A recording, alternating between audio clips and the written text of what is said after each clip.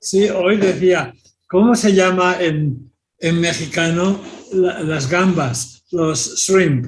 ¿Cómo se llaman? Camarón. Ay, camarón.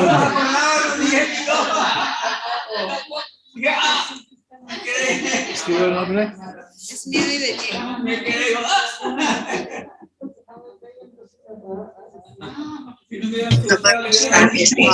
Recibiendo personas, entonces pasa.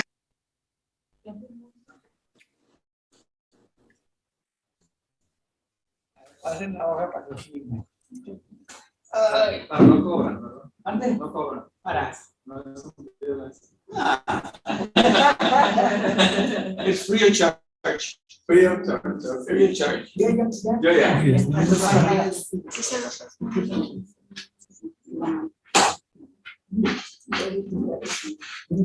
Acá estamos a 9:29, ¿no? Hoy es, No, 29.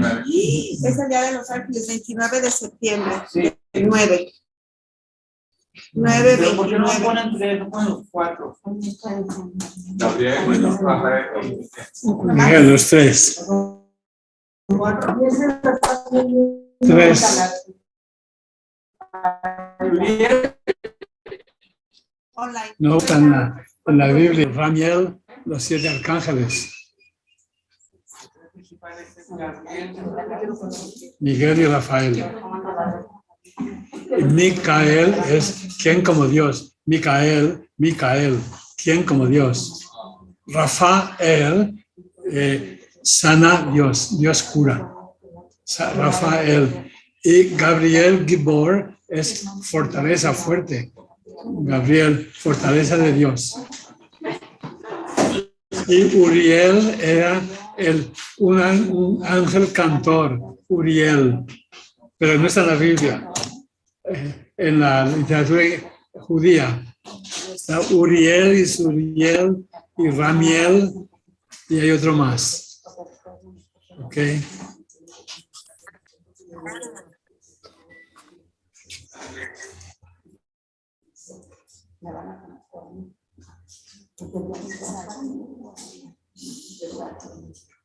¿Y estos ustedes ven a estos ahí o no? ¿No los ven allí? Ah, sí. Ah, los ven allí. Ah, ok. Es que no tengo ojos aquí. Sí, 3, 6, 10.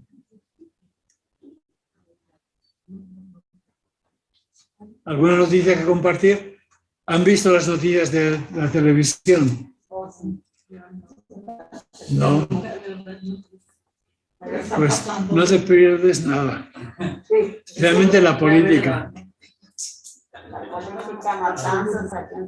Terrible.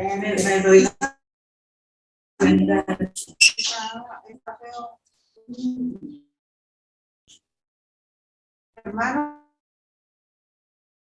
de mi cuñada, ellos son de Miami, con sus hijos en su casa, pero se salieron, se fueron a rezar, se quebraron los vidrios y se metió el agua. Pero en Miami no ha sido tan malo. Sí, yo he llamado a Miami porque tengo allí amigos. Dice, hubo lluvia fuerte, viento, pero no, porque son de Filipinas y tienen experiencia de huracanes, ¿no? Dice, en Miami no, pero en el otro lado, sí. Pasaban los puentes de luz como si fueran pasaban así, se hacían para así unas palmeras y todo. Y en Cuba sí. En Cuba sí, no había protección. En Cuba. Y en Puerto Rico. Puerto Rico también. Ay, sí, pobrecito, todo eso. Pues en Manila nosotros tuvimos huracanes. Bueno, había unos 10 a 15 cada año en Manila. Yo quiero vivir, o sea, quiero tener casa en playa. Y luego reconstruir. Pero eso no. Allí en Manila nosotros estábamos en un monasterio, un edificio de 4 pisos. Y el piso de abajo teníamos la biblioteca. Y una noche a las 11 comenzaron a tocar la campana. Todo de bastarse, ¿no? Que estaba ya entrando en la inundación el primer piso. Entonces, toda nuestra biblioteca sacaron los libros, subieron al segundo piso. Todo. Y después la iglesia todo estaba lleno de agua. En la iglesia había unos 6 pies, pero al lado de la iglesia estaba el comedor y allí solamente había 3 pies de agua. Y entonces allí rezábamos el oficio, todos en traje de baño, con el rezando allí todos, y el agua llegaba hasta las mesas. Sí, y era moderno, todos en traje de baño. Sí. Y después salimos a ver el área y 3 de los padres salimos nadando. Y en la calle había más de 3 metros, 9 feet. Yo nadando y la gente nos saludaba. ¡Padre! Somos blancos. Los españoles éramos blancos, los filipinos son más morenos. Es que esa área había más de 600,000 estudiantes. De todo Filipinas van a estudiar a Manila. Y hay 1 milla cuadrada que tiene cerca de 1 millón. Todos estudiantes. Todos los edificios son residencias de estudiantes. Y allí íbamos pues nadando por la calle. No hubo nadie que falleciera o se ahogaron. Oh, sí, bueno, se ahogó mucha gente. En la ciudad no. En las provincias sí. Siempre en las provincias. Sí, allí. Y las casas son de... Las casas son de madera y plástico, entonces llega todo, lo aplasta. Son piezas de paja que tienen nuestros. Pero después pasa el huracán y lo único que han perdido son los platos, porque los platos se rompen, ¿no? Pero después las casas son de madera y el viento las tira abajo, y como es madera mojada, se queda abajo. Después, cuando pasa el huracán, pues coge la gente de vuelta a la madera, ponerlo otra vez y ponen el techo y allí no hay baños ni nada en las casas. Viven como pueden. Oye, ya tenemos mucha gente. ¿Es hora ya? ¿Ya es hora? Bueno, ¿ya pueden oír ellos? Sí. Vamos a comenzar rezando. En nombre del Padre, del Hijo y del Espíritu Santo. Amén.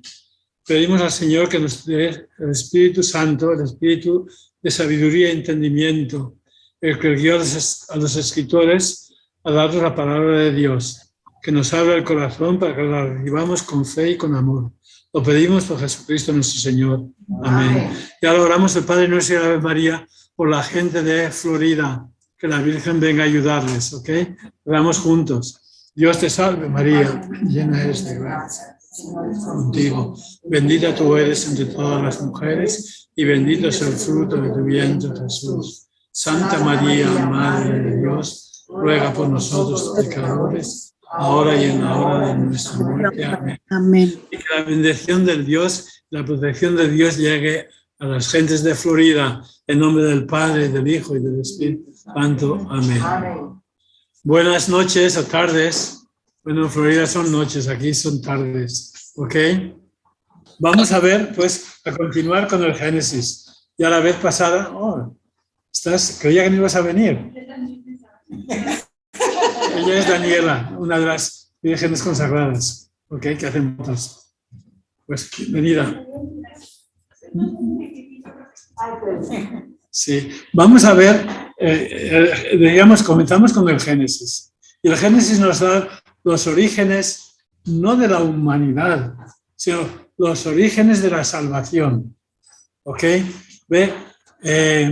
Estaba pensando cómo presentarles. Todo el mundo cuando piensa en el Génesis, piensa en la creación, ¿no? Y cuando la gente mira la creación y el Génesis, lo mira mal. Si yo les digo a ustedes, van a decorar la casa, ¿cómo decoran la casa ustedes?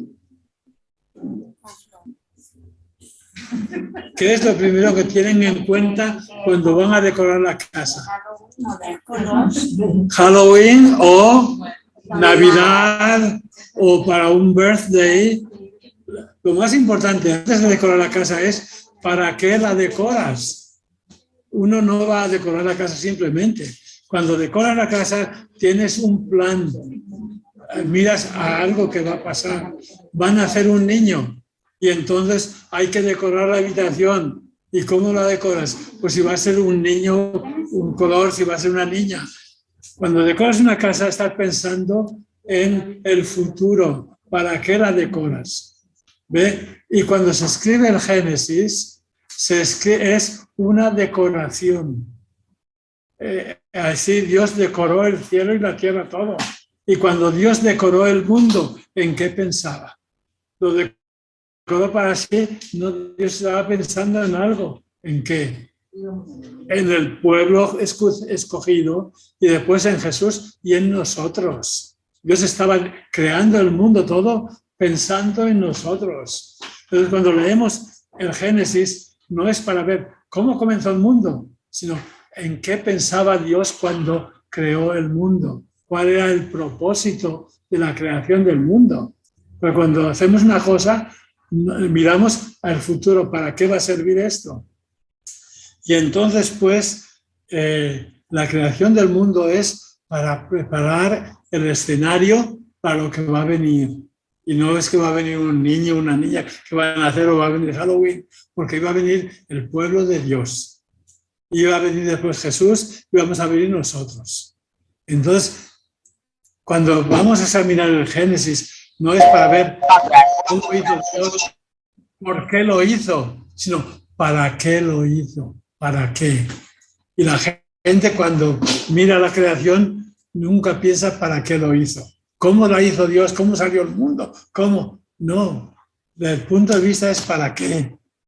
Y creó el mundo. Y, ven, desde la vez pasada, casi no tuve tiempo de decirlo, que en la Biblia normalmente dicen que hay dos sentidos fundamentales. El sentido literal, lo que la letra significa, y el sentido espiritual. ¿Cuál es el mensaje espiritual que Dios nos quería dar? Antiguamente había una poesía en latín que decía así, la he copiado, decía, litera gesta docent, quid credas alegoria, moralis quid hagas, quid speres anagogia. Sí. ¿Cuáles son los sentidos de la decían? El literal nos cuenta lo que dice, lo que pasó, el sentido literal. Después decían, el sentido espiritual, decía, es la alegoría, hay más sentido alegórico. Y después hay a veces un sentido moral, que nos quiere enseñar modos de conducta. Y hay ese sentido moral es para lo que debemos de hacer. Y también en la Biblia hay historias que nos piden soñar en el futuro. Por ejemplo, la multiplicación de los panes. Primero cuando sucedió en el desierto. Alimentó a Israel. Eso preparaba otra alimentación que Jesús nos dio, primero cuando dio de comer a 5.000 personas, y después que Jesús nos da en la Eucaristía. Eso ya es sentido espiritual. Pero también la Eucaristía nos dice que hay un banquete en el cielo. Y eso es lo que esperamos. También cuando vemos la Eucaristía, también nos anuncia un banquete en el cielo, una esperanza. Son diferentes modos de mirar a la lectura. Pero cuando miramos el Génesis, pues en vez de cómo hizo Dios el mundo, cómo comenzó con átomos o cómo fue, no, ¿para qué creó Dios el mundo? ¿Para qué decoró todo? Lo hizo tan bonito. ¿Qué finalidad tenía Dios? Y era crear un pueblo de Dios y mandar a su Hijo. Porque Dios sabía todo desde el principio. Antes de nacer nosotros, nos dice San Pablo que Dios nos conocía antes de la creación del mundo. Que Dios estaba pensando en Jesús, estaba pensando en nosotros. Y cuando hizo el mundo todo eso, lo hizo para nosotros. Y tenemos que saber, a ver, ¿qué es lo que quería Dios que veamos en el mundo? No que preguntamos cómo lo hizo, cómo. No, ¿qué es lo que nos enseñaba? ¿Qué es lo que quería regalar? Y eso vamos a ver cuando veamos el Génesis. Bueno, la primera parte, ¿no? Pero les decía que el Génesis se escribe después de la cautividad de Babilonia. Cuando volvieron y Palestina estaba bajo los persas tienen ahí el libro de Nehemías y Esdras, eran ministros del rey de Persia. Para ellos el tener la historia de tu pueblo era tan importante. Entonces cuando los judíos vinieron de vuelta de la cautividad de Babilonia, tenemos que escribir nuestra historia. Y hay que recoger todas las tradiciones, todas las historias antiguas. Y no querían que se perdiera ninguna historia. Y por eso hay historias repetidas. Y porque en un lugar contaban una historia de un modo, en otra. Y ellos no querían que se perdiera ninguna historia. Y así vamos a ver, de este ejemplo de historias repetidas, vamos a ver hoy primero en el capítulo 12 del Génesis. Capítulo 12 del Génesis, después de que Dios llamó a Abraham, ya saben que Dios le dijo, sal de tu tierra y a donde yo te diré. Entonces, Abraham hubiera respondido como nosotros cuando éramos jóvenes, cuando alguien te preguntaba, ¿a dónde vais? ¿Sabe cómo respondíamos en España? A por ahí. Por ahí, ¿no? A por ahí. Vamos a por ahí. Además, pues a por ahí, no sé, vamos y ya veremos lo que hay por ahí, ¿no? Entonces, cuando Abraham salió de su tierra, ¿a dónde vas? A donde me diga Dios, porque dijo, sal de tu tierra, a donde yo te diga. Entonces, ¿a dónde iba Abraham? No sabía, aún no sabía, iba a donde me lleve Dios. Y dice ahí que salió de su tierra y en el capítulo 12 nos cuenta cómo Abraham vino a Egipto, versículo 10, capítulo 12, versículo 10. Dice, tiene capítulo 12 del Génesis al principio. Dice, en aquella región el hambre se hizo tan terrible que Abraham tuvo que irse a Egipto para establecerse allí. La historia se repite. En tiempos de Jacob había hambre, tuvieron que ir a Egipto también, ¿no? Pues en Egipto era el país de la abundancia. Y fue a Egipto con su mujer. Y Abraham dijo a su mujer Sarai, versículo 11, mira, yo sé que eres una mujer muy bella. En cuanto te vean los egipcios dirán, es su mujer, y me matarán dejándote a ti con vida, para robarle a la mujer. En aquel tiempo robaban a las mujeres de una manera muy mala, ¿no? Hazme este favor, di que eres mi hermana, para que me traten bien gracias a ti, por consideración a ti, respeten mi vida. Efectivamente, cuando Abraham llegó a Egipto, los egipcios vieron que su mujer era muy bella. Los oficiales del faraón que la vieron, la elogiaron mucho ante el faraón, y la mujer fue llevada a su palacio. Por consideración a ella, el faraón trató bien a Abraham y le dio ovejas, vacas y burros, siervos y siervas, camellos y burras. Burros y burras. Pero dice, pero el Señor castigó con grandes plagas al faraón y su familia a causa de Sarai, la mujer de Abraham. Y el faraón llamó entonces a Abraham y le dijo, ¿qué es lo que me has hecho? ¿Por qué no me dijiste que era tu mujer? ¿Cómo me dijiste que era tu hermana? Dando igual que yo tomara por esposa. Toma a tu mujer y vete. Y el faraón mandó unos hombres para que lo expulsaran junto con su mujer y todos sus bienes. Todos los burros y barras, todo lo que le dio. ¿Ve? Ya se va a repetir luego la historia. Y hubo un hambre grande y Jacob envió a sus hijos a comprar trigo en Egipto, ¿no? El hambre se repite en la vida muchas veces. El libro de Ruth comienza y hubo una gran hambre en la tierra. Y un hombre se marchó de Belén a la tierra de Moab, porque había hambre en la tierra. Así cuando hay hambres en el mundo, la tierra está llena de hambres y Dios viene a salvar. Bueno, esa es la historia de Abraham, que dijo, di que eres mi hermana. Entonces, es una mentira piadosa para salvar su vida. Es la historia de Abraham. Pero no le valió porque como quiera que que sea la religión como una de ellos. Pero ¿cómo se enteró el rey? No sé, dice que Dios mandó grandes plagas, pero no dice qué clase de plagas y cómo y cuándo. Y llamó entonces a Abraham. Parece que fue de aquella noche tuvieron plagas. Todo fue tan rápido, ¿no? Esa es la historia de Abraham. Pero tenemos la misma historia en el capítulo 20 del Génesis.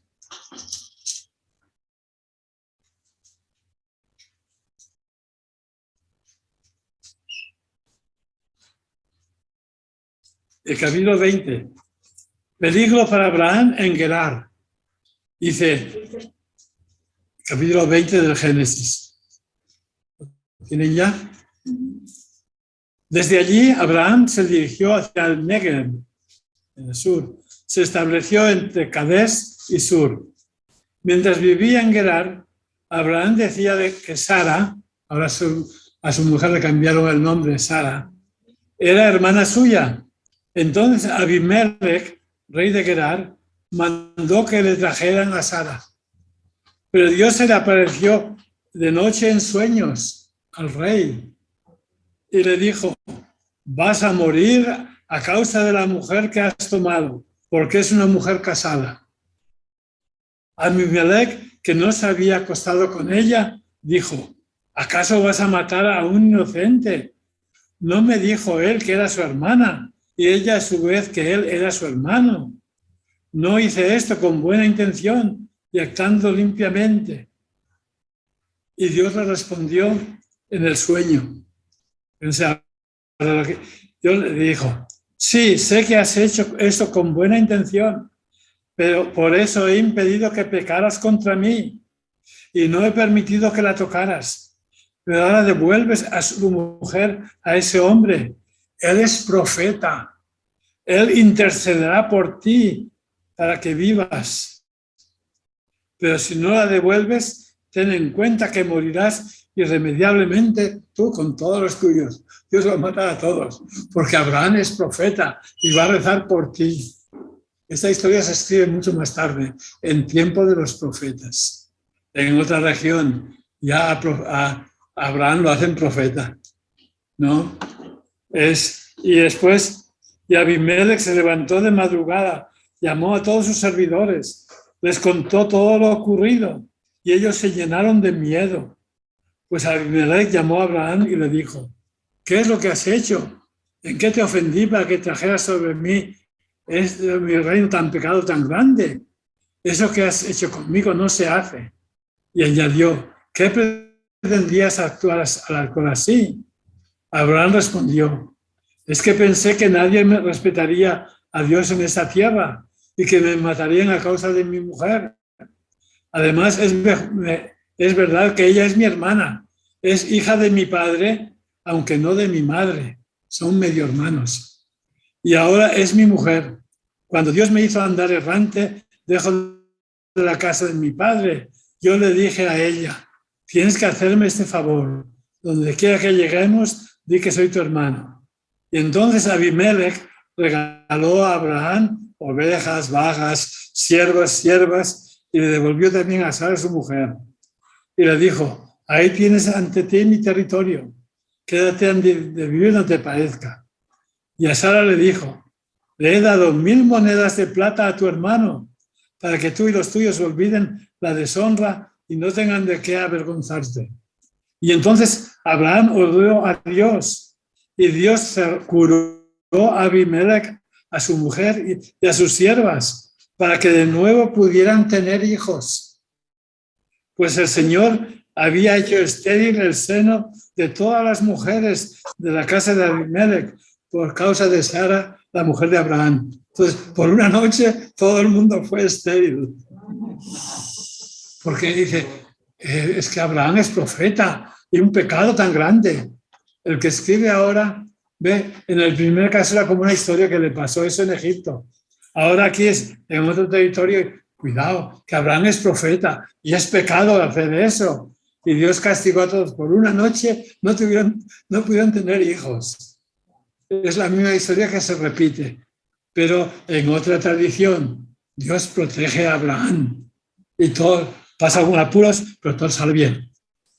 2 historias sobre Abraham. Pero ahora vamos al capítulo 26 del Génesis.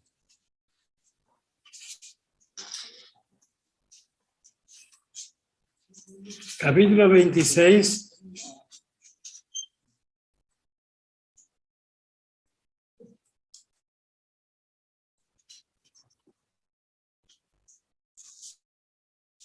Espera, es este. 6. Un poco más adelante, un momento. Ok.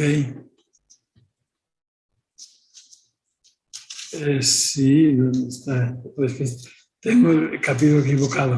El 26. Noticias sobre Isaac. Dice que, capítulo 26, versículo 6. Antes nos habló de Abraham, ¿ok? Ahora nos habla de Isaac. Capítulo 26, versículo 6. Isaac se quedó en Gerar. Antes también Abraham había estado en Gerar.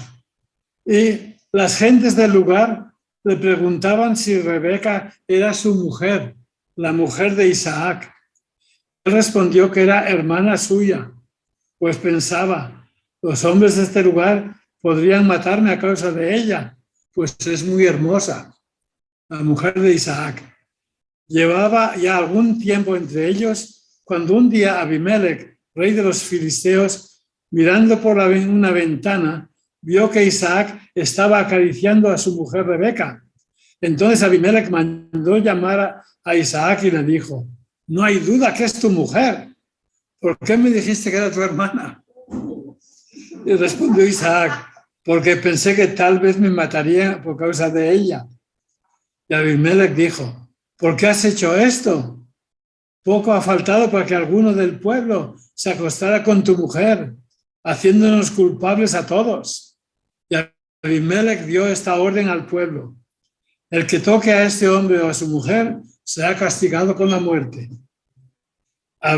Isaac sembró en aquella tierra y aquel año recolectó el 100 por 1, porque el Señor lo había bendecido.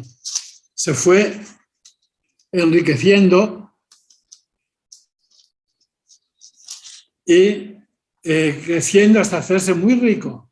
Poseía rebaños de ovejas, vacas numerosas, servidumbre, y los filisteos comenzaron a envidiarlo y llenaron con tierra todos los pozos que su padre había abierto en tiempo de Abraham.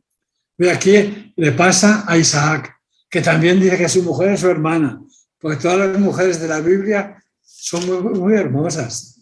Y eso que Sara, cuando va con Abraham, ya tenía sus 75 años. La primera vez, la otra vez, cuando da a luz, ya tiene 99 años. Las mujeres de la Biblia, cuanto más viejas, más hermosas. ¿Por qué? Porque eran mujeres buenas. Porque eran mujeres buenas. Las mujeres malas, cuanto más viejas, más feas. Ve, estas mujeres de la Biblia, pues en el caso de Abraham, si Abraham ya tiene 90 años, es su mujer, pero ves, es que la belleza no acompaña a la edad. Dios renueva la juventud de los que lo aman. Eso lo dice el Salmo, ¿no? Que el Señor renueva mi juventud. Si amas a Dios, vas a ser siempre joven.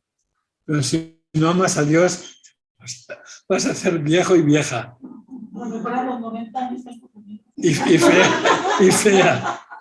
¿Ve? Pues había en varias partes, había historias. Y en un lugar se contaba esa historia de Abraham 2 veces, que le pasó eso. Y en otro lugar se contaba la misma historia acerca de Isaac. Y los que escribieron, colectaron las historias, no querían que se perdiera ninguna. Y entonces pusieron una historia después de otra, porque todas las historias insisten en eso, que Dios protege a los suyos y bendice a los que ha escogido. Y con tal de que ellos sean fieles, y la gente tiene que respetarlos y le dan, pues siempre repiten, ¿no? Vacas, ovejas, burros y burras. Los burros eran muy importantes. ¿Ok? Bueno, pero ve, entonces el Génesis, cuando se escribió, fueron cogiendo historias que no se pierda ninguna, porque era cómo Dios protege a los suyos. Los va protegiendo y los va bendiciendo. Y va a seguir protegiendo y bendiciendo a los judíos cuando estén en Egipto y después cuando salgan de Egipto, todo la bendición de Dios acompaña a los que aman a Dios. Pero en aquel tiempo lo ponen todo en términos materiales, que sembró Jacob y recolectó el 100 por 1. Quiere decir que se siente en un campo, siembras un saco de trigo, cuando vayan a recolectar van a salir 100 sacos. Y también eso lo pone la palabra del sembrador, ¿no? Que dice que sembró y produjo 100 por 1. Fíjense, los padres dominicos tienen en Jerusalén la historia, la escuela bíblica, École Biblique, y para ver cómo es verdad la Biblia, una vez cogieron un terreno de, que diríamos aquí, medio acre, como medio campo de fútbol. Y allí plantaron un saco de semillas de trigo y lo regaron bien, etc. Y hubo una cosecha muy grande y produjo 22 sacos. Y se consideró una cosecha muy buena. La Biblia exagera que la buena semilla dio el 100 por 1. También aquí Jacob el 100 por 1, que Dios multiplica todo. Son exageraciones para que la gente pues sea más fiel a Dios. Que el que deja todo, Jesús dice, los que dejan padres, madres, hijos e hijas, recibirán el 100 por 1 en esta vida y la vida eterna. Es una manera de hablar, ¿ok? Que la bendición de Dios va a ser mucho más de todo lo que podemos soñar y esperar. Pero ve, ahí tenemos dos historias que se repiten, ¿no? Y entonces, pues, ¿por qué se repiten? ¿Cuál es el propósito de estas narraciones? ¿Cuál es el propósito de la creación? ¿Cuáles serán los planes de Dios y cómo Dios va guiando sus planes? Pero el obstáculo principal a los planes de Dios, ¿cuál es? ¿Cuál es el obstáculo principal a los planes de Dios? ¿Cuál? El pecado. Y el pecado y la falta de fe. La falta de fe y el pecado. Y entonces el primer pecado va a ser el pecado de Adán y Eva. Y después el pecado de Caín. Y después va a haber pecados a montones, vamos a ver, hasta el diluvio. Pero ve, estas historias se escriben para que sepamos cómo la humanidad fue poniendo obstáculos de pecados a los planes de Dios. Y Dios siempre triunfa. El plan de Dios va a seguir adelante. Y más desde que vino Cristo, pues más todavía. Porque Cristo es Dios que vino a la tierra, ¿no? Y entonces seguimos poniendo obstáculos. Pero al preguntarnos, pues, el Génesis, la historia de la creación, ¿para qué se escribe? Decimos, ¿para qué decoras tú una habitación? ¿En qué estás pensando cuando creas el mundo? Dios estaba pensando en el pueblo de Israel, en el pueblo que iba a continuar el plan de Dios de salvar a toda la humanidad. Israel es el canal de Dios para salvar a todos, porque Dios quiere que todos se salven, y todos los pecadores también. Y el pueblo de Dios pues lo escogió, y el pueblo de Dios metió la pata tantas veces, ¿no? Durante el Éxodo 10 veces protestaron contra Dios, pecaron 10 veces, y Dios les perdona siempre, y el plan de Dios sigue adelante, ¿no? Porque Dios va a triunfar siempre. Y hoy tenemos en la lectura, se han ido a misa ustedes, la lectura del Apocalipsis, la lucha de los ángeles, ¿no? Que hubo una lucha en el cielo. Fíjense, es en el capítulo 12 del Apocalipsis. Es la lectura de hoy, que es la lectura de los ángeles, pero también es la lectura del Génesis. Fíjense, en el capítulo 12 del Apocalipsis, del libro de la Revelación, el último libro de la Biblia. Capítulo 12 del Apocalipsis, el último libro de la Biblia. Si han ido a misa, quizás lo han escuchado hoy. Y esa historia, pues, a los mexicanos les recuerda la Virgen de Guadalupe, ¿no? Para entender cómo podía ser eso. Una mujer vestida con el sol y la luna bajo sus pies. Ay, pues la Virgen de Guadalupe tiene el sol a la espalda. Es el manto de la Virgen. Pero fíjense cómo lo pone aquí. Una gran señal apareció en el cielo. Una mujer vestida del sol, con la luna bajo sus pies y una corona de 12 estrellas sobre su cabeza. Estaba encinta y las angustias del parto le arrancaban gemidos de dolor. Pero la Virgen de Guadalupe es la Virgen que viene encinta. Es la Virgen de Adviento, antes de que nazca Jesús.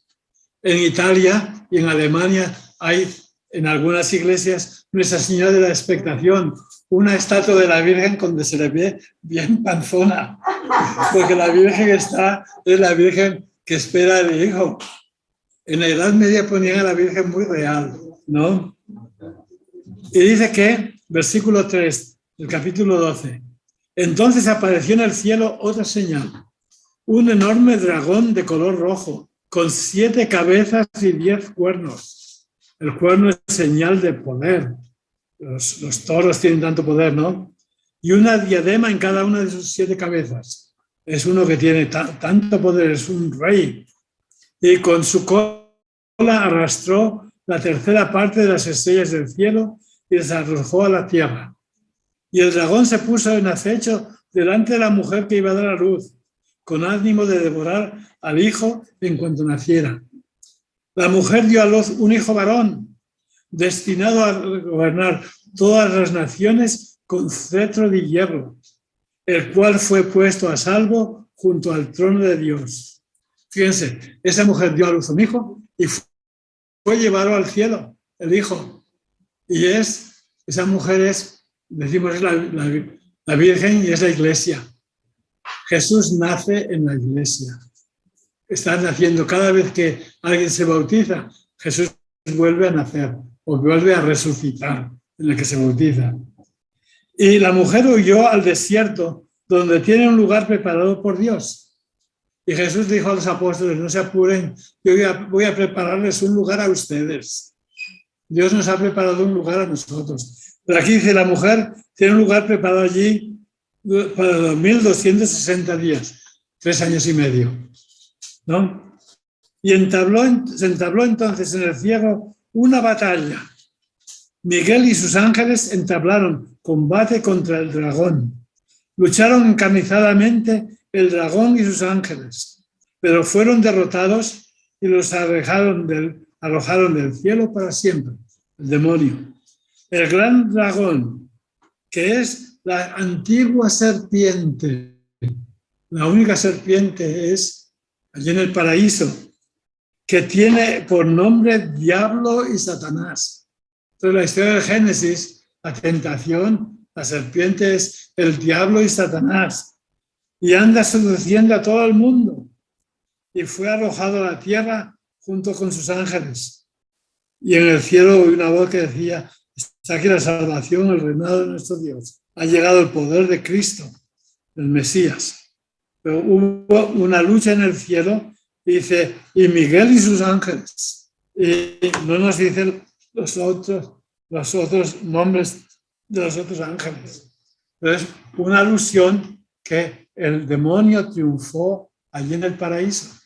Ya con Jesús vino la derrota del demonio. Y San Juan lo pone que en la pasión de Jesús, ¿dónde comenzó la pasión de Jesús? En un huerto. El huerto de los olivos. Y cuando murió Jesús, ¿dónde lo enterraron? En un huerto, que había un sepulcro. Comienza el triunfo de Jesús, la pasión, en un huerto y termina en un huerto, porque la derrota de la humanidad comenzó en un huerto. Y ahí, pues en la pasión Jesús derrota al demonio y de Jesús se va al cielo. De la cruz Jesús se fue al cielo, ¿no? Son maneras de presentar nuestra fe. Nosotros estamos acostumbrados a pensar en términos históricos. Esto es poesía. Y la poesía, les decía la vez pasada, hay que interpretarla con imaginación. Les decía que un salmo dice que se me derrite el corazón en medio de mi vientre, como la cera. El corazón como la cera en medio de mi vientre. Bueno, no creas que el corazón lo tenía aquí abajo del vientre y que se estaba derritiendo. Es una manera de hablar. También cuando nos cuenta cómo los egipcios se ahogaron, bueno, que se fueron al fondo como el plomo se hunde. No, si estaban abajo vino el mar sobre ellos. No se hundieron, el mar los tapó. Pero está escribiendo poesía. Moisés, el cántico de Moisés. Y no hay que tomarlo al pie de la letra. Pues salimos de Egipto y nos ha llevado el Señor hasta el Monte Santo, hasta Jerusalén. Como si el éxodo fue una peregrinación desde Egipto, por el desierto, por todo, hasta que llegan a Jerusalén, y allí está el templo. Allí termina toda peregrinación, termina en el templo de Dios. Son maneras de escribir, son poesía. No hay que tomarlo al pie de la letra. ¿Ok? Pues estas historias de Abraham y de Isaac, cómo sus mujeres se las robaban, pues son parte de que querían recoger todas las historias de su pueblo. Y entonces vamos a ver qué es lo que nos querían decir con eso. Pues les decía que en la Biblia dicen, hay 4 sentidos, ¿no? Les decía al principio que hay el sentido anagógico, lo que esperamos en el cielo. También lo podemos ver en la Eucaristía, que es un anuncio del cielo, etc. Y también otras narraciones nos cuentan qué es lo que tenemos que obrar. Cuando nos cuentan cómo el pueblo murmuraba, etc. Para que ustedes no murmuren. Jesús le dice, ustedes no murmuren como sus padres. Están repitiendo el mal. Las historias se escriben para que aprendamos, para que no repitamos eso, ¿no? Y así pues, hay que preguntar, les decía que el sentido de que se habla más en tiempos modernos es el sentido catequético, catequesis. Hay el catecismo, ¿no? ¿Cuál es el propósito de la catequesis? ¿Enseñar qué? Enseñar cómo ir a Dios y cómo Dios viene a nosotros. Es el propósito de la catequesis. Cómo ha venido Dios a nosotros y cómo vamos a ir nosotros a Dios. Es el propósito del catecismo. Que aprendan a ser buenos, no que aprendan todo en memoria. Esto no es aprender el catecismo, sino aprenden a vivir, ¿no? Por eso, cuando decimos, esa historia es catequesis, los milagros de Jesús, las narraciones de San Lucas, son todas catequesis. Quieren enseñarnos cómo tenemos que comportarnos, cómo vamos a ir a Dios o cómo Dios viene a nosotros. Estos domingos pasados teníamos las parábolas del administrador, etcétera, ¿no? Cómo el administrador viene a pedirle cuentas, Dios nos va a pedir cuentas, y cómo trabajamos para Dios. Pero ve, el domingo que viene ya estoy preparando el sermón para el domingo, que las lecturas del domingo nos corrigen nuestra manera de pensar. Lo que nos enseñaban en la vida religiosa y la gente muy piadosa. Decían, vamos a ganar indulgencias, ¿no? Ve, allí en la parroquia rezan el rosario. Y yo les dije, cada vez que rezan el rosario, al final tienen que añadir el Padre Nuestro y la Ave María por las intenciones del Santo Padre. Porque si rezan por las intenciones del Santo Padre, al rezar el rosario, reciben indulgencia plenaria por haber rezado por el Santo Padre y la pueden ofrecer por los difuntos, etc. Y antiguamente había un libro, yo lo tuve por muchos años, de indulgencias. Era un libro de unas 800 páginas con todas las oraciones que tienen indulgencias. Y a veces me pasaba 2 horas leyendo oraciones, ganando indulgencias, decía, todos para los difuntos. Y decía, pues he ganado tanto. Era muy ignorante. Creía que estaba ganando tantas indulgencias para tantos. No, dejamos todo en manos de Dios. Pero y el Evangelio de este domingo dice que cuando hagas todo lo que te mandan, digas que somos siervos inútiles, que hemos hecho lo que nos han mandado. Que no digas, yo hago mucho por Dios, Dios me debe mucho. Así eran los fariseos, que decían, yo ayuno 2 veces a la semana, yo 2 diezmos, etc. Dios me debe mucho. Dios no nos debe nada a nosotros. Nosotros debemos todo a Dios. Y todo lo que ganamos tenemos que dárselo a Dios. Por eso Simón de Montfort y otros decían que consagras a María, todo lo que ganas indulgencias, dáselo a María, ella que haga lo que quiera con ello. Que nosotros no guardamos nada para nosotros mismos. Pero creemos que nos decían antiguamente, vamos a trabajar que hay que ganarse el cielo. Nadie se gana el cielo. El cielo es un regalo de Dios. Nadie se lo puede ganar, es infinito, ¿no? Y el Evangelio de este domingo dice, hagamos todo lo mejor, sabiendo que pues Dios nos hará lo mejor.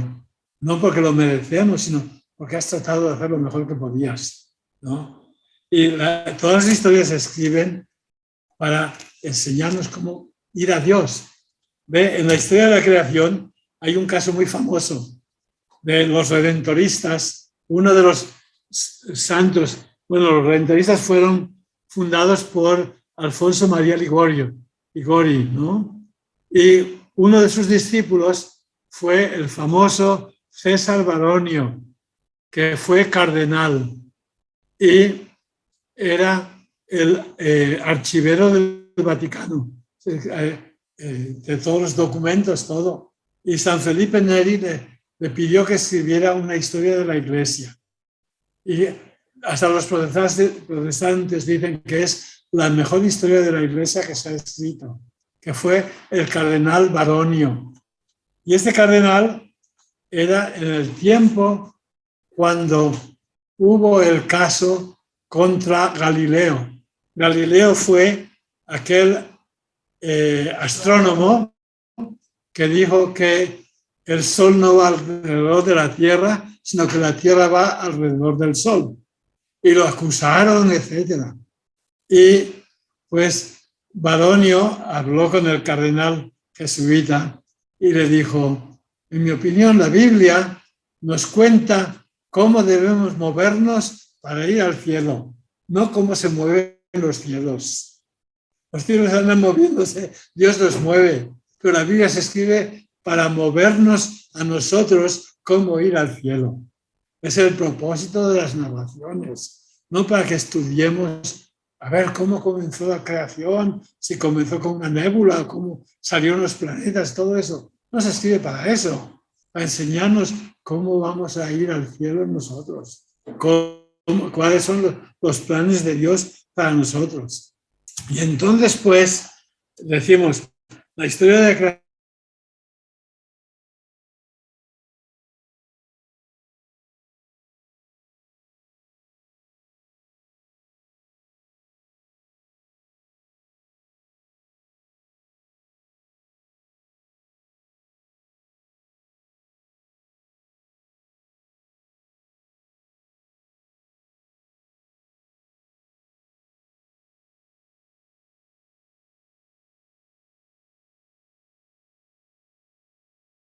sí.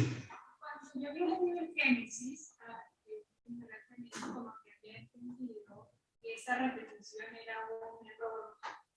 Como yo decía, es que Abraham entiende, pobre Sara, que la negaba más de 2 veces y después que su hijo Isaac hace lo mismo.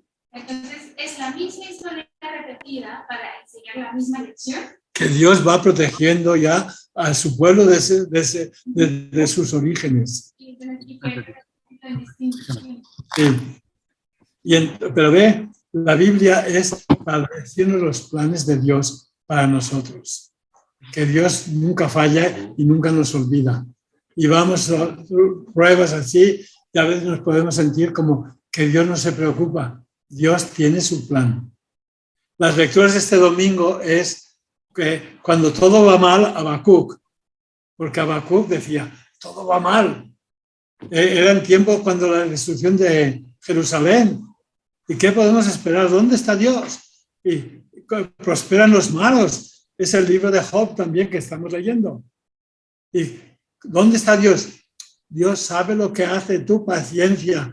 Y Habacuc dice, el justo vivirá por la fe. Hay que aguantar. El que aguante, ese va a triunfar. Hace falta aguantar. Y la fe es aguantar. Y especialmente cuando no lo vemos. Y el libro de Job decían, ¿cómo es que prosperan los malos? ¿Y los bienes quién? Y a Job le decían sus compañeros, es que tú eres malo. Y dice, también los demás son malos, porque Dios se venga conmigo y no con nosotros. Yo soy pecador, también los demás. ¿Por qué Dios me escoge a mí y no a los otros? Y Job dice, ese argumento no vale. Que Dios me castiga por mis pecados, pues también los demás pecan. Tiene que haber otra razón. Y entonces le dicen, bueno, es que tú quizá has sido orgulloso. Y Job dice, comienza a examinarse a sí mismo. Dice, yo nunca oprimí a los trabajadores y a las muchachas que trabajan para mí, los traté bien, porque para Job esa sería una razón para que Dios te castigue. Si tratas mal a los pobres, dice, yo no hice nada malo, ni siquiera ofendí a los pobres. Esa sería una buena razón para Dios castigarme. Job dice, yo no entiendo por qué Dios hace las cosas.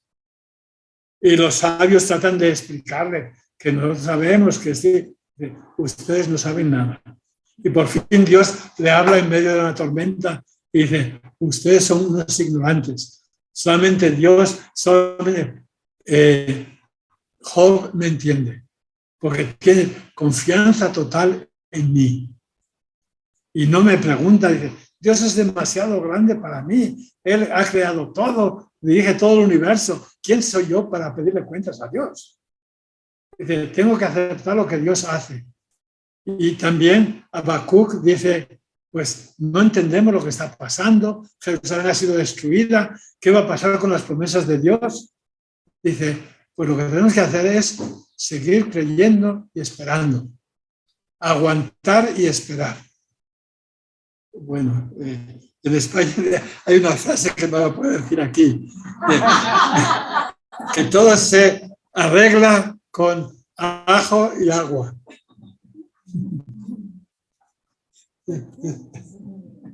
Porque hay una palabra mala que combina con jo, pues con ajo y aguantar. Eso no lo he dicho yo, Dice, ella lo ha dicho, hay que aguantar, hay que soportar las cosas, aguantar y esperar que Dios, dice, el que persevere que en la fe, ese se va a salvar. Y aquí pues esto se escribe, para que creamos que la mano de Dios está con su pueblo desde los orígenes y que Dios quiere que triunfe el bien. Y vamos a ver que continuamente viene el pecado. Y Dios, el pecado, recuerden, es una cosa muy básica. Cuando la gente viene a confesar, yo les digo, Dios recuerda siempre sus promesas y Dios olvida siempre los pecados. Nosotros somos lo contrario. Nos olvidamos de las promesas que Dios nos ha hecho y que hacemos a Dios, los votos que hacemos, y sin embargo, pues nos acordamos de los pecados. Y alguien cometió un pecado de 40 años, ya ahora lo descubren, a sacar el pecado, a denunciarlo, etc. No queremos olvidar los pecados. Y si hay algún pecado que se olvidó, hasta cuando vienen a confesarse, vienen, yo cuando era niña hice esto, lo otro. Dios te ha perdonado. Dios perdona y olvida los pecados. Lo que Dios no olvida nunca es sus promesas. las promesas a Abraham, Isaac, Jacob, las promesas de Jesús a nosotros, las promesas Dios nunca las olvida. Los pecados los va tapando y olvidando. Y nosotros somos lo contrario, que recordamos siempre los pecados y nos olvidamos de las promesas de Dios. Y eso tenemos que recordarlo siempre. Y para las promesas de Dios, pues hace falta aguantar, esperar. Dice que no fallará. Ya les he dicho otras veces que Dios llega siempre tarde. Nunca falla. Llega tarde, eso sí. Y que nosotros queremos que venga enseguida. No. Y aquí, pues, desde el comienzo del Génesis, y Jesús nos ha prometido a nosotros la vida eterna. El que coma de este pan vivirá para siempre. Y algunos dicen, ay, y es posible que yo me muera en pecado mortal, me voy al infierno. Dios quiere que todos se salven. Y Dios va a encontrar un modo de darte la gracia de que te arrepientas. Tendrá que ser muy malo para que te condenes. Porque Dios quiere que todos se salven. Hay gente que se condena. Pero esa sería la excepción. Dios quiere que se salven. Sin embargo, para asustar a los pecadores, pues la Virgen de Fátima y otras dicen que en una visión les mostró el infierno y cómo las almas iban al infierno, como en otoño caen las hojas de un árbol, que caen todas así. Así va la gente al infierno, que van a montón. Esperemos que van al cielo muchos más, porque Dios quiere que salve. Y cuando alguien se condena, hay un teólogo que dijo que la condenación de una persona es una derrota de Dios, porque Dios quiere perdonar. El hijo pródigo vuelve y lo recibe y sin más. Oye, pero que lo que hizo él, olvídate. Dios quiere olvidar los pecados, recordar las promesas. Y tenemos que recordar la bondad de Dios. ¿Ok? Y decir a los niños, Dios castiga. Eso no debemos decirlo ya. No. Dios te ama. Tienes que ser mejor porque Dios te ama y Dios te ve. ¿Ok? En ese sentido.